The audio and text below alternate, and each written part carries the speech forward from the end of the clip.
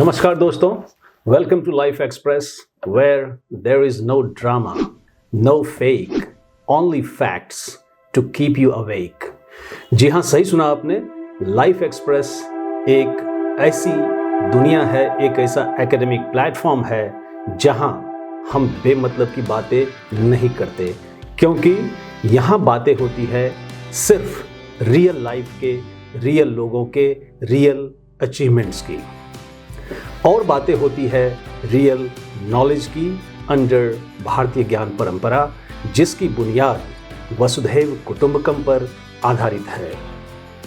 वसुधैव कुटुंबकम यानी the whole world is our family. भले ही वसुधैव कुटुंबकम और अतिथि देवो भव का पालन करते करते हिंदुस्तान को भारी नुकसान उठाना पड़ा, लेकिन आज हर भारतीय को ये कहते हुए काफ़ी गर्व होता है कि भारत एक ऐसा देश है जिसने आज तक ना ही किसी पे आक्रमण किया और ना ही किसी पे राज किया।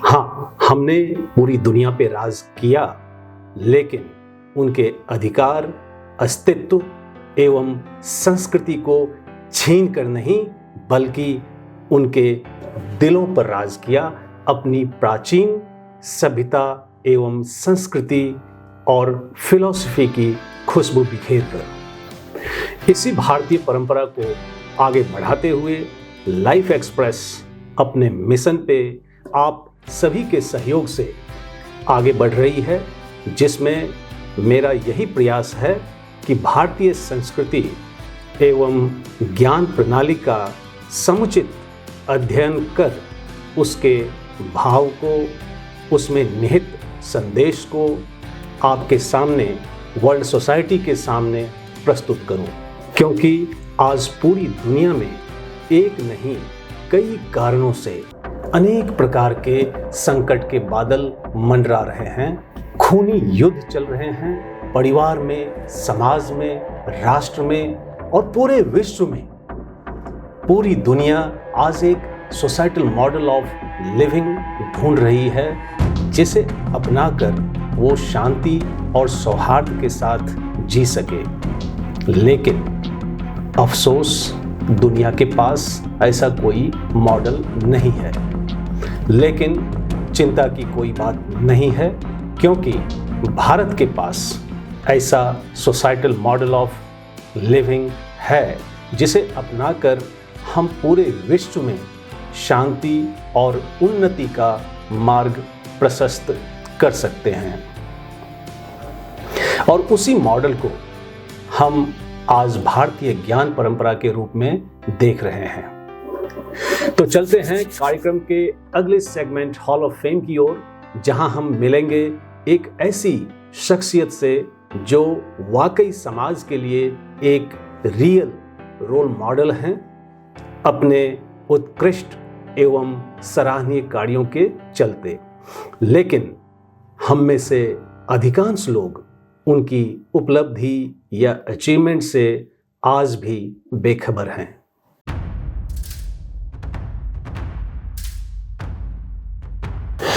नमस्कार दोस्तों, आज के हॉल ऑफ फेम में हमारे साथ एक बहुत ही खास मेहमान हैं, जिनके जीवन से जुड़े कई रोचक तथ्य हैं।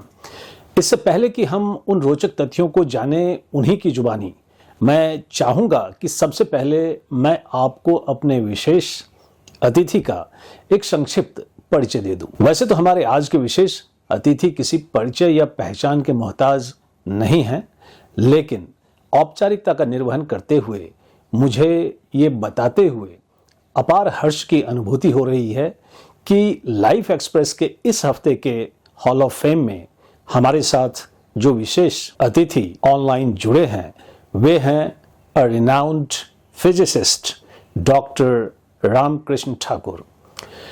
डॉक्टर ठाकुर का जन्म 5 सितंबर को बिहार के दरभंगा के एक सामान्य पर शिक्षित परिवार में हुआ था। बचपन से ही अपनी विलक्षण प्रतिभा एवं उत्कृष्ट कार्यों के बदौलत उन्होंने समाज में अपनी एक अलग पहचान बना ली थी।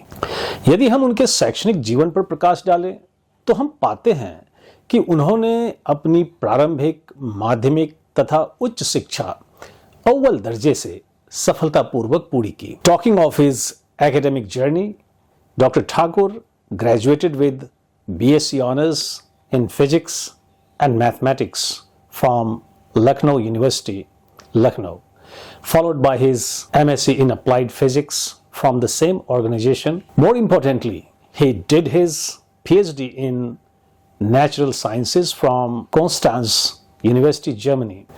With his relentless pursuit of excellence in academia, Dr. Thakur has built a globally distinguished career at the convergence of science, technology, academic innovation, and institutional diplomacy, leading some of the most diverse, high investment and moonshot scale research ecosystems of our time.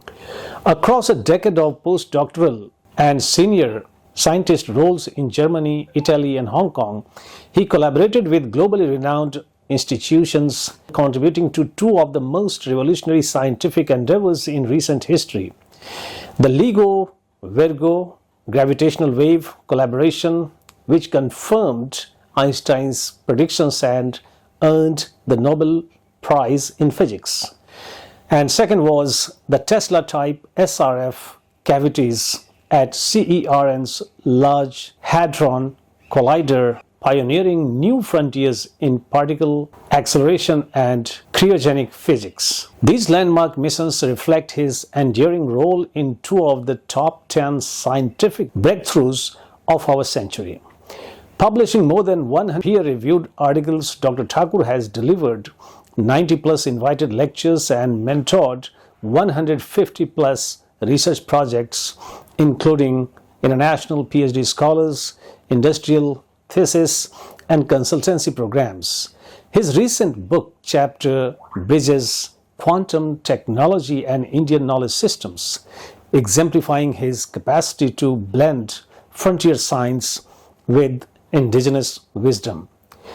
Under his transformational leadership, Indian institutions have seen exponential growth in student enrollment, sharp improvements in NAC and NIRF rankings, global visibility and recognitions, PhD placements, and fellowships in the USA, Germany, Japan, and Singapore. In a time when the world seeks not just knowledge but wisdom, not just innovation but compassion, leaders like Dr. Ramkrishnan Thakur illuminate the path forward.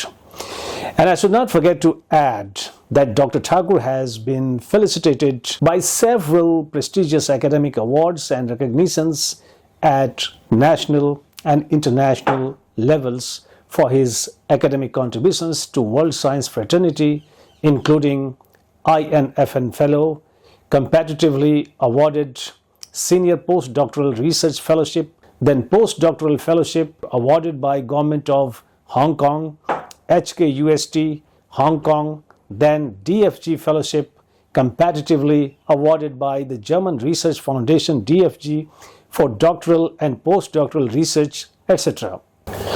Thus, there are so many accolades and achievements to his name, and pleasure is solely mine in welcoming one and only the great iconic scientist, Dr. R.K. Thakur. Namaskar, sir. Namaskar, Professor. And it is really a great pleasure to see you. Thank you so much for the gracious invitation and for the opportunity to share in this meaningful dialogue, and all global intellectual viewers of Life Express for watching this interaction. I very warmly greet all of you. Thank you. Thank you. So first of all, on behalf of my entire Life Express team and on behalf of my intellectual viewers, I extend a very warm welcome and sincere gratitude to you for your gracious presence in Life Express. Thank you, sir. Sir, as we know from your rich academic profile that you have served Indian as well as world academia and world science fraternity in 3 continents for more than 3 decades. In highly responsible and dignified positions.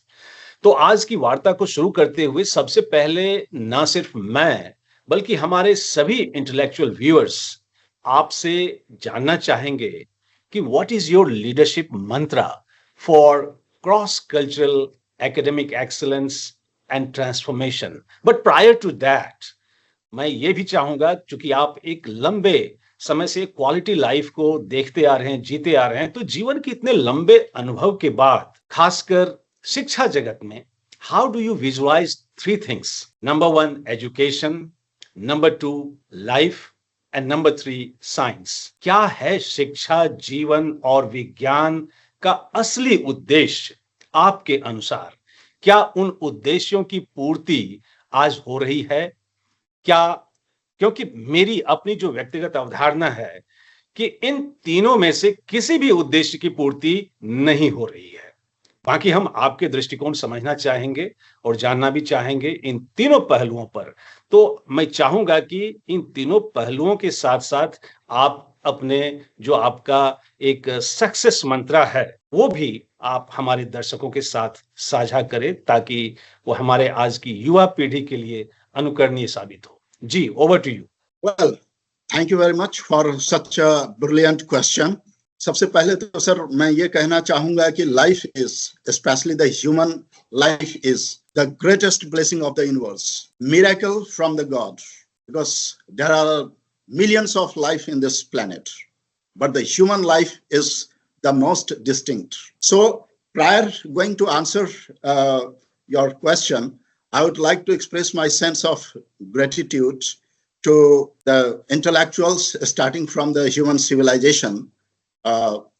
Say at the outset, I bow in a deep reverence to the countless minds, the philosopher, poets, scientists, science, societal thinker, who across centuries and civilization have illuminated the human path, starting from Socrates, Plato, Aristotle, Marcus Aurelius, to the German philosopher of 18th century, Kant, or Marx, British novelist William Shakespeare, Keats, Charles Dickens, Tolstoy, Dostoevsky, Rabindranath Tagore, from scientific community, Galileo to Newton, Maxwell, Albert Einstein, and Linus Carl Pauling, who happened to be the source of my inspiration. Also from the literature world, Premchandra, Nirala, Dinkar, philosophers like J. Krishnamurti and Acharya Rajneesh also. Each has touched my mind, shaped my soul, and expanded my horizon,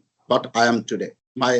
Certainly my beloved parents. Parents are the first gurus, also the teachers, and of course, my global mentors, German supervisors, professors, great mind people from Europe, America, Japan. So moving forward, sir, toward your question about the life, education, and science, as I said, life, I believe that the life is the greatest miracle from the universe. It's not complicated.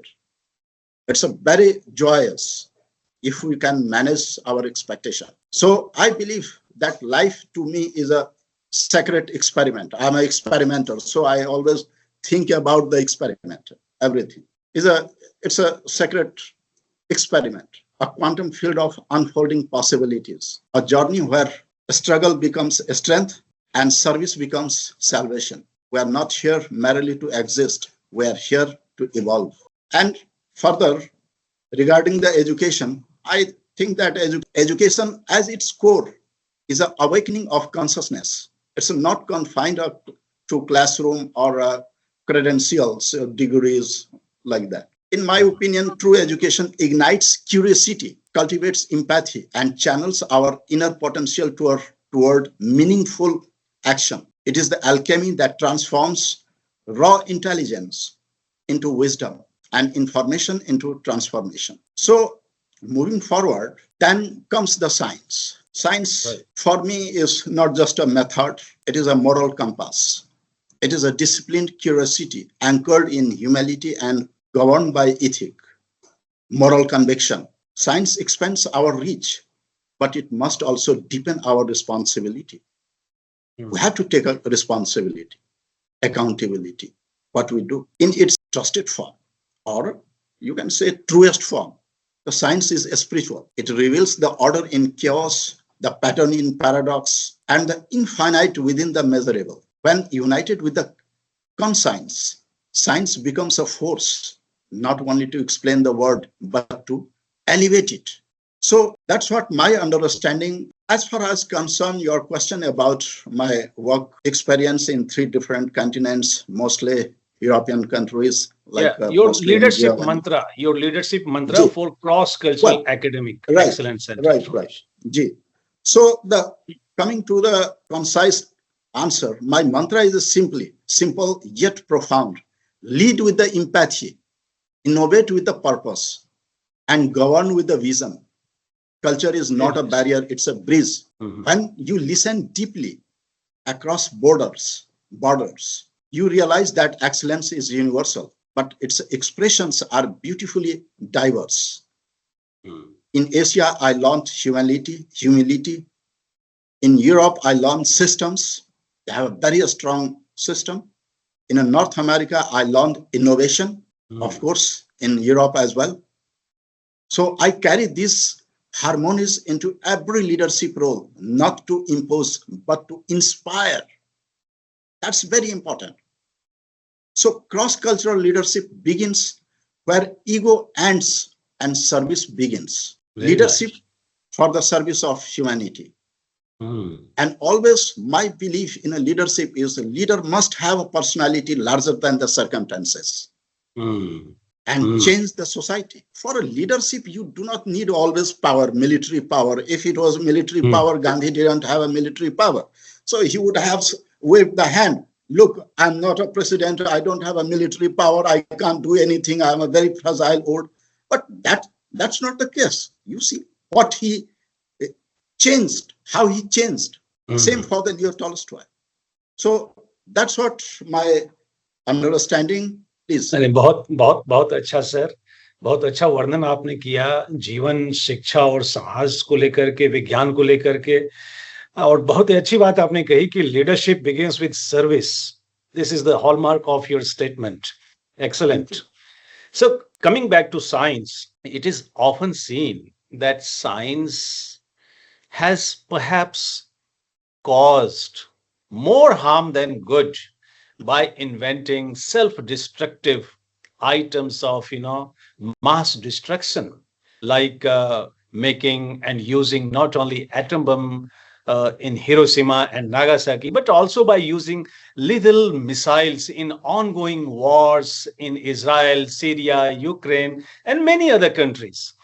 So, although in your case, I have seen that you have combined science, spirituality, and societal thinking together, which in itself is an unusual combination for a scientist like you. So with these salient features in your personality, my question to you here is, can't science or scientists think of creating a human lab that could help mankind live in harmony with nature and fellow human beings with a sense of coexistence and cooperation rather than throat-cutting competitions? So, इस पे आप क्या कहना चाहेंगे, sir? Over to you. Well, thank you very much for your thought-provoking question, sir. It's a really great question one can ask to the scientist. Since we have a time constraint, so I will go with the concise version of my understanding. Science, in my opinion, is a double-edged force. One way, it has cured the disease and connected continents, like in a recent years, just 4 or 5 years before, we have seen the corona epidemic, and everyone was looking toward the scientist. Please make some vaccination, how to get rid of the disease, or something like that. So it was possible due to the scientific research, scientific inventions, scientific efforts. True. And that certainly connected the continents. It was not like someone in India has prepared vaccination and they denied to give Europe or America. It is open. Everyone was open to extend the hand. True. But the harsh truth is, the science also built bombs that scarred generations. Yet science itself is not a blame. It is a mirror, Hmm. I must say. It reflects the moral compass of those who wield it. What we lack is not intelligence, but inner alignment, Hmm. our moral responsibility, accountability Hmm. for the humanity. We have built the atom bomb, but not transcended ego. Hmm. We have mapped galaxies, yet ignored the cosmos within. The challenge is not the limits of science, but the poverty of ethical imagination. That's Wow, what I very observe. nice. Hmm. What we need are not just physical laboratories, but human laboratories, as you have already emphasized. I much appreciate your question, sir. It's a really very, truly brilliant question. So what we need are not just a scientific laboratory, but also the human laboratories. That is the need of the hour, where empathy is engineered, ego examined, and compassion coded into innovation. So the 20th century was rigidly, we believe in that it is the century of science. And the 21st century is the century of technology. So, but it also, I'm talking about the 20th century, it also witnessed the horror of Hiroshima and Nagasaki bombing that killed millions of people. Still the effect is going on. American philosopher John Steinbeck's observation, and he said that all the war is a symptom of man's failure as a thinking animal. So the technological tools are not for the mass destruction. And the scientists who are developing it, they are not actually utilizing or misusing these for their own purpose. Mostly it is used or misused, I would say rather misused by the statesman.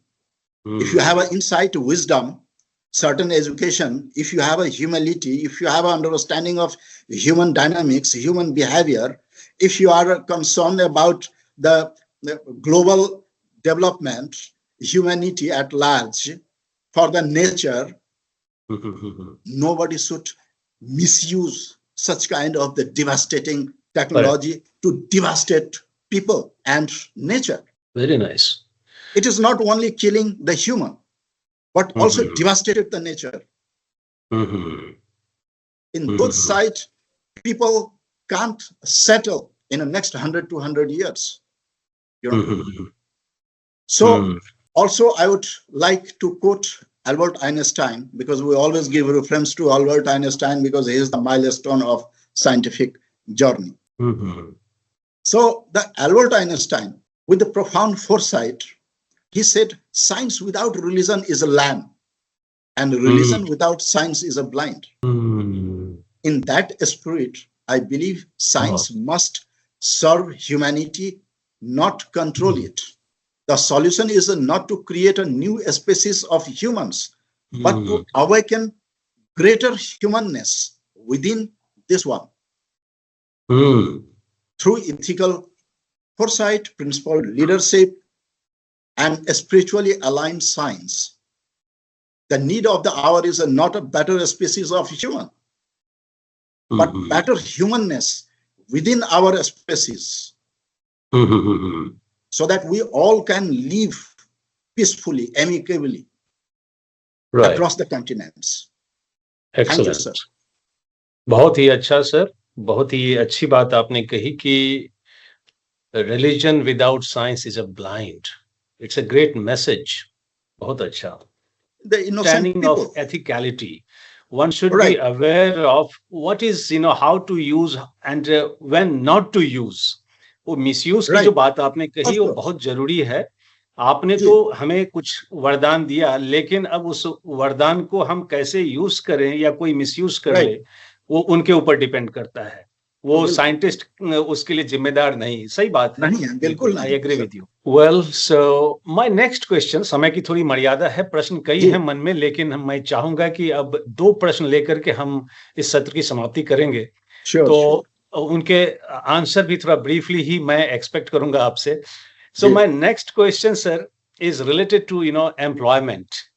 Because, today, the speed with which our world is changing, we cannot say what does the future hold for us, because the Yeah. career paths or the career flights that our students Yeah. are taking today will not necessarily land them at the right airport after 5 or 10 years. So there is a Yeah. kind of, an atmosphere of uncertainty. So Yeah. amid this kind of uncertainty, what would you like to say on future readiness of our students for future jobs, especially in science subjects like physics? Over to you, sir. Well, you see, now due to the technological advancement, we came to the age of AI, artificial intelligence. I did my PhD in Germany 25 years before on a quantum computing, and it's one of the best example of artificial intelligence. It's a 25 years before, because they always do the things, very innovative things, initiators, as you have already introduced about the transformative moonshot research initiative. So it was so in the beginning, and now in our country as well, the AI has somehow revolutionized. But toward this, to be honest, I'm far more concerned about the nurturing human intelligence than merely advancing artificial intelligence. So that's what my opinion. In the quantum dance of progress, AI is an accelerator, certainly. Yet it is a human consciousness that must remain in the compass. So here I can say that while AI can now simulate reasoning, solve equation, and even assist in a research from quantum simulation to space exploration, the soul of science still rests in a human curiosity. The physics, the mother of all science, does not merely teach us about the particles and force. It teaches us about the mystery, uncertainty, order, and transformation. In essence, it teaches us how the universe breathes. So in this rapid shifting world, the future readiness is not just coding and data analysis. It's a conscious adaptability, ethical judgment, and purpose-driven learning. So we must empower a student to go beyond solving problems, to question deeply, to think fearlessly, and to imagine ethically.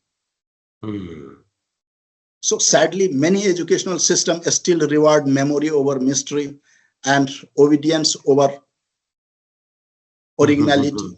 We must evolve from root to root, from slavers to soul, from producing job seekers to nurturing meaning seekers. And therefore, I believe that let AI handle the repetitive, but let the human mind remain the source of inquiry, integrity, and innovation. Because in the world where a machine can compute faster, only a human can ask, why does it matter?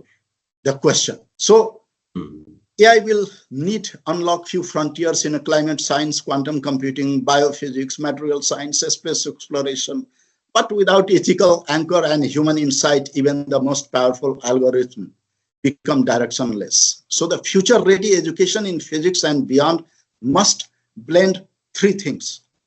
The first, scientific depth for competence. The second is a spiritual wisdom, conscience. And third, the social relevance for compassion. So let us thus prepare minds that are analytical, awakened, and altruistic. In the age of AI, it is our HI, the human intelligence, heart intelligence, and humility intelligence that will shape a meaningful future. So the artificial intelligence may solve equations at a lightning speed, but only human intelligence can solve the equation of life with the wisdom, empathy, and purpose. Thank you so much, sir. बहुत अच्छा sir. आपने artificial intelligence की बात की, आपने human intelligence की बात की, और मुझे लगता है कि एक और इंटेलिजेंस जो एक साइंस के दृष्टिकोण से एक साइंटिस्ट को भी और अमूमन सबको देखनी चाहिए, दैट इज रिस्पॉन्सिबल इंटेलिजेंस. क्योंकि अगर वो नहीं रहा तो सब चीज मतलब मिसयूज होने लगेगा. एक्सेलेंट, बहुत अच्छा सर. और आपके मैसेज, मुझे उम्मीद है कि हमारे जो भी स्टूडेंट्स सुन रहे होंगे आपको, आपने बहुत बड़ी बात की फ्यूचर रेडीनेस को लेकर के, जिसमें कि एक वाक्य मुझे बड़ा अच्छा लगा कि आपको कांस्टेंट एडेप्टेबिलिटी रखनी होगी to the Of course. Ongoing changes, बहुत बढ़िया. So we shall move to the last question,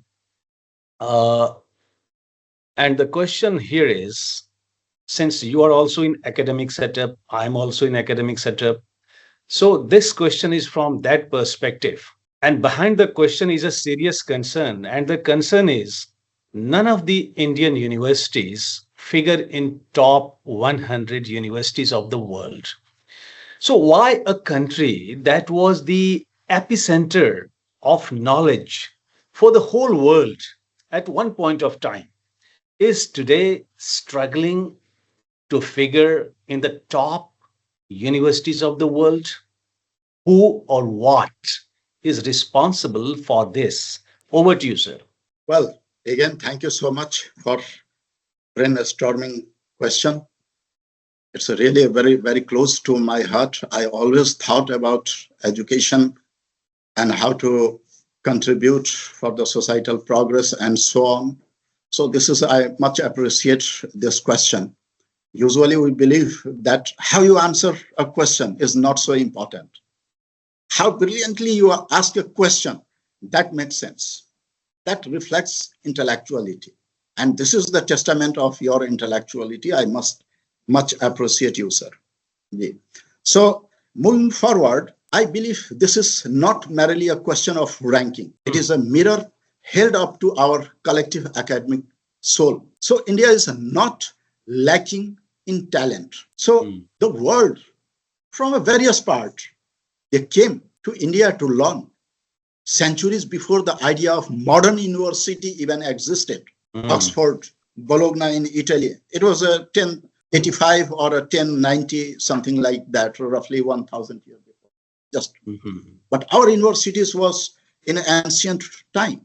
What we often lack today is the systematic agility. So let us remember our current academic architecture still largely bears the imprint of Lord Macaulay during the William Bentinck's time in 1835 education blueprint. So designed the education. Prior to that, we had a Gurukul. And then the invaders came and they have destroyed everything. The modern education that is absolutely based on the Lord Macaulay's recommendation during the William Bentinck's regime in 1835, designed not to liberate minds, but to create obedient colors for the British Raj to collect revenue and submit to them. Yeah. So we are trying to navigate the complexity of 21st century with the tools forged in the 19th. So the global ranking, as you said, ask a question about the global ranking. So the global ranking like a QS or THE, the Times Higher Education, assigns nearly 50% of a weightage to research output, innovative research output, innovation, and global engagement. Yet our focus often remains on regulatory compliance, not research freedom, on hierarchy, not innovation. We need to liberate our universities from bureaucratic red tape and infuse them with the entrepreneurial thinking, moonshot, transformative academic leadership, experimental research. How much autonomy do our faculty true have? How many of our students are encouraged to question deeply rather than memorizing quickly? Are we preparing them for the jobs of the past or the problem of the future? Very thoughtful of you. Yeah, thank you, sir. So the NEP 2020 is a courageous first step. I much appreciate it, sir. But execution must be bold, holistic, and unwavering. We must foster global benchmarked research ecosystem, encourage industry-linked purpose-driven curricula, incentivize the faculty development and global collaboration, and most importantly, nurture a culture of curiosity over compliance. Let us not merely chase the Western model, but force an Indian paradigm of excellence rooted in our civilization, wisdom, propelled by the scientific innovation. You have made your point very clear, sir. और मुझे लगता है कि message is very loud and clear. और जैसा कि आपने कहा कि सबसे पहली तो सबसे बड़ी समस्या जो मुझे लग रहा है और जो कि आपने सही मतलब पॉइंट आउट किया कि our academic architecture, you use this word academic architecture. तो our academic architecture still bears the blueprint of Lord Macaulay. Right. तो सबसे बड़ी दिक्कत वहीं पे आती है. Right. और आपने ये भी बहुत ही सही कहा कि we have to liberate our academic setup from bureaucratic red tape, बिल्कुल Right. सही बात है. तो कई अच्छी बातें आपने कही. जी, अब ये है ना सर कि 19th सेंचुरी के एजुकेशन सिस्टम से 21st सेंचुरी के साइंस एंड टेक्नोलॉजी को, ग्लोबल मल्टीपल पावर को आप कंपीट नहीं कर सकते. It's a difficult, So in short, I would say that we must awaken the spirit not of competition but of renaissance, because a nation that once lit the world with the knowledge must now lead the way forward, not merely for India, but for the humanity at large. Excellent. So thoughtful of you, sir.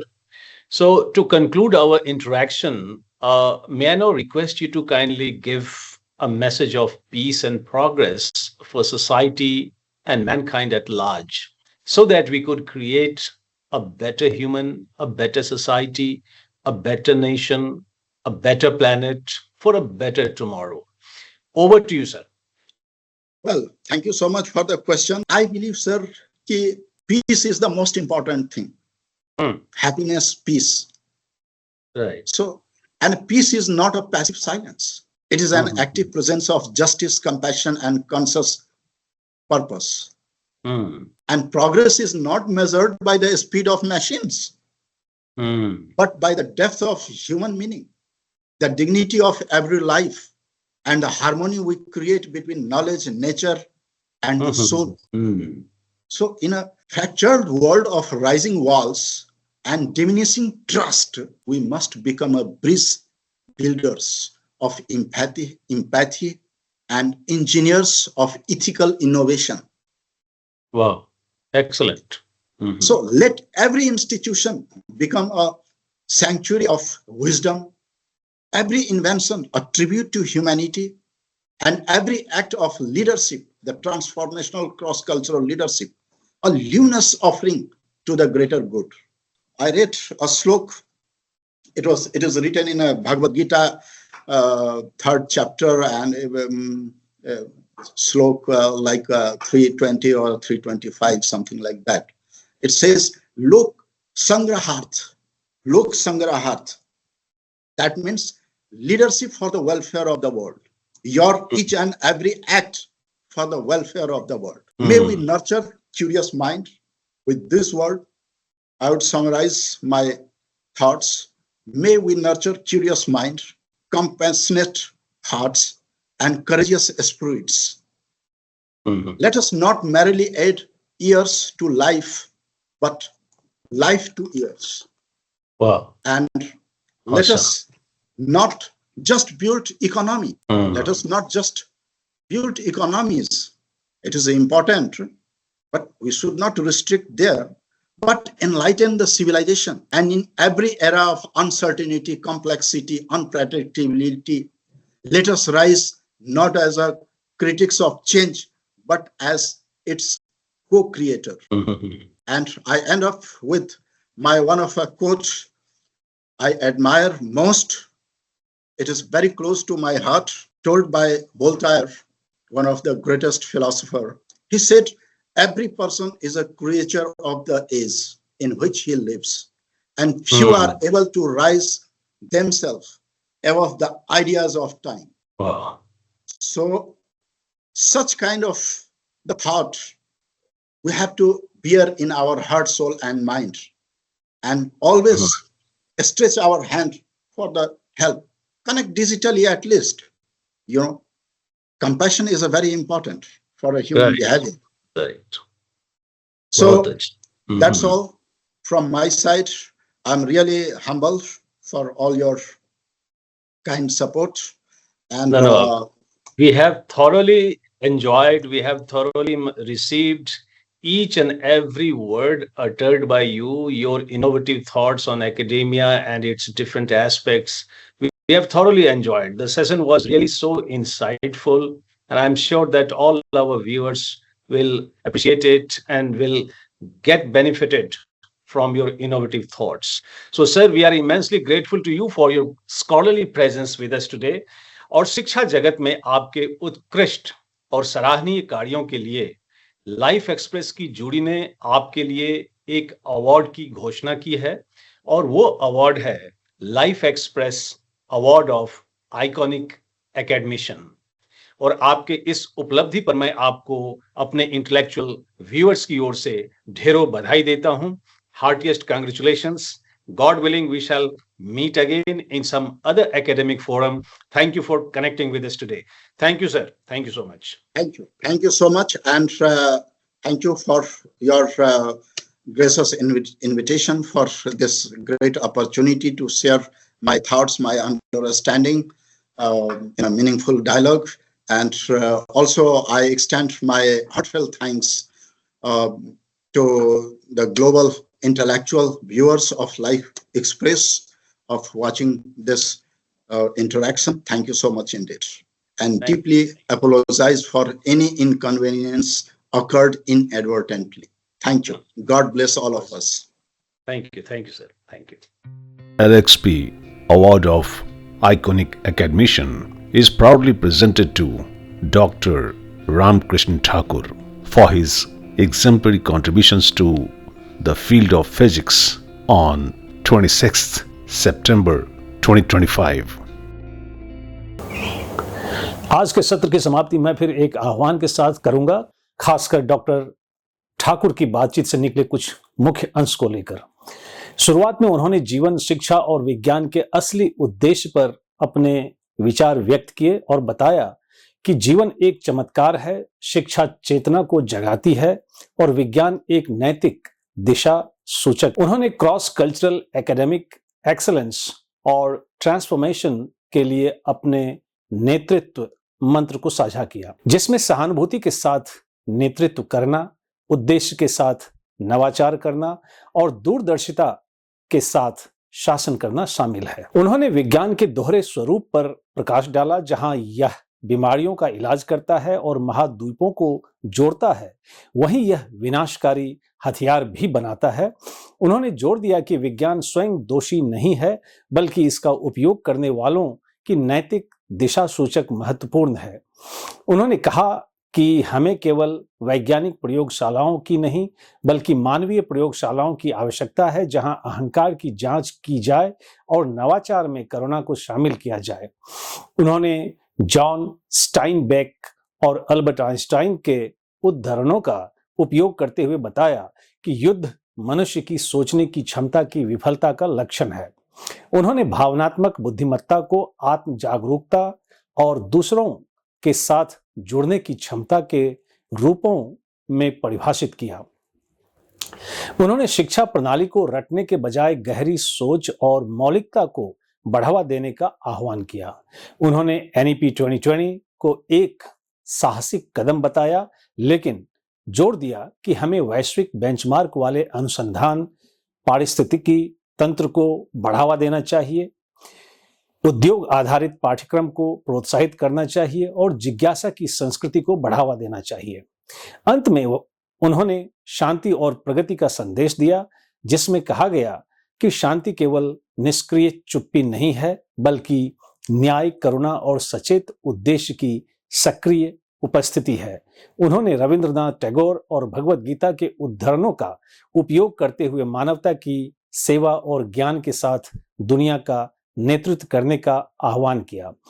With those deliberations of Dr. Thakur, we conclude this session here और मिलते हैं अगले episode में समाज के एक और role model के साथ। Till then, enjoy your time meaningfully और हाँ, अपना और अपनों का भी ख्याल रखें। जय हिंद।